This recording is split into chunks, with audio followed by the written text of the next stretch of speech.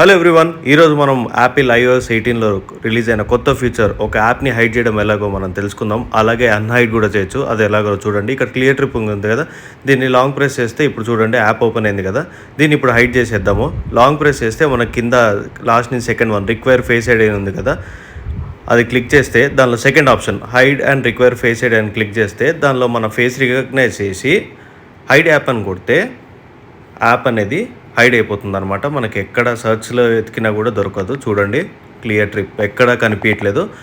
దీన్ని మనకి కింద స్క్రోల్ చేస్తే ఇక్కడ కింద హిడెన్ అని చెప్పి ఒక ఫోల్డర్ అని చూసారా, అది మన ఫేస్ ఐడి డిటెక్ట్ చేసి మళ్ళీ అక్కడ చూపిస్తుంది. ఇదిగోండి చూడండి యాప్ ఇక్కడ ఉంది. సో అక్కడ ఫేస్ డిటెక్ట్ చేసినాక అదే యాప్ని లాంగ్ ప్రెస్ చేస్తే అక్కడ second option don't require face ID అని చెప్పి క్లిక్ చేస్తే మనకి యాప్ అనేది అన్హైడ్ అయిపోతుంది అనమాట. మళ్ళీ ఇక్కడ సర్చ్లో మనకి అపియర్ అవుతుంది.